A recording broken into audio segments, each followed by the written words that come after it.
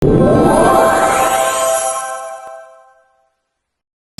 Ustadz, mungkin kan kalau ini lucu-lucuan aja di luar, mungkin teman saya tuh suka ngasih joke-joke gini. Mungkin yang kita takutin tuh di dunia ada dua. Yang pertama Allah, yang kedua istri. Orang yang takut istri itu kalau dia mati dia nggak kena azab kubur. Nah, karena kata malaikat yang ini nggak usah kita azab karena udah azab kali dulu. cuman kan permasalahannya udah bulanan kita kasih, listrik kita bayarin, masih takut juga. Itu memang nasib laki-laki. Laki-laki itu waktu kecil takut sama ibu. Sudah agak besar takut sama ayah. Pergi ke sekolah takut sama guru. Sudah nikah takut sama istri. Tapi bukan, Pak. Jadi laki-laki ini hidup penuh ketakutan. Penuh ketakutan. Makanya wajahnya trauma, Bang. Pak Ustadz kalau mencontoh ke Rasulullah gitu pada saat dulu gitu. Kalau misalnya ada konflik, ada pertikaian dengan istrinya. Itu diem-dieman atau ngobrol apa? Kalau kita kan di diem-dieman, cuek, gengsi atau nah itu gimana tuh dulu? Ada madu, tapi madu bukan yang madu lebah. Ada maghafir namanya. Kalau dimakan itu baunya agak asam. Jadi waktu Nabi pulang kata Aisyah, Sayyidatuna Aisyah, kata Aisyah, saya cium bau asam. Apa kata Nabi? Saya nggak akan makan maghafir ini, Aisyah. Haram hukum maghafir ini. Turun ayat.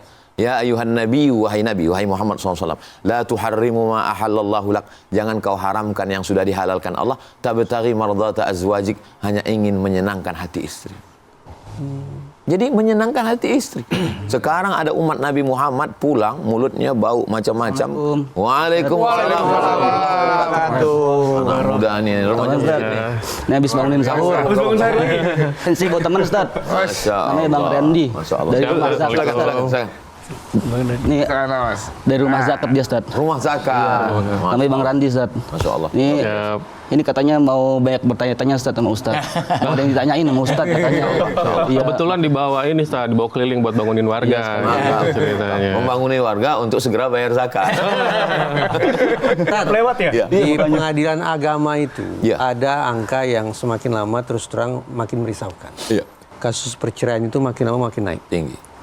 Tapi yang mencengangkan, banyak sekali dan semakin lama semakin banyak perceraian itu justru gugatannya dari pihak istri. Perempuan. Makanya perempuan nggak bisa jadi nabi, Bang Reza. Karena jangankan diangkat jadi nabi, diangkat jadi P3K aja dia langsung gugat. Jadi apa yang salah? Ataukah saya menafsirkannya begini? Oh ternyata memang tingkat kesadaran kaum perempuan terhadap hak dan kehormatan mereka itu lebih tinggi daripada sebelumnya. Sehingga mereka percaya diri untuk mengatakan, oke, saya memilih untuk hidup mandiri. Walaupun diawali dengan sebuah perceraian. Bang Reza melihat dari satu sisi, tapi ada sisi lain, betapa kemapanan, kemandirian membuat egonya menjadi lebih tinggi. Yang sebelumnya dia mungkin bisa tekan ego itu, sebab dia katakan, saya sebenarnya udah nggak tahan, tapi demi anak-anak.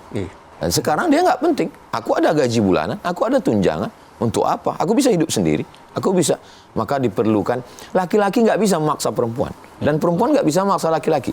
Yang bisa hanyalah saling memahami, saling mengenal. Makanya sebetulnya pepatah nenek moyang kita dulu luar biasa. Tak kenal maka tak sayang. Tak sayang maka tak cinta. Nggak ngutang. Nggak ngutang. Kalau tak sayang maka tak cinta. Kalau sudah cinta ada pengorbanan. Kalau sudah cinta ada kesepahaman. Inilah yang sebetulnya. Karena kalau untuk keegoan, luar biasa.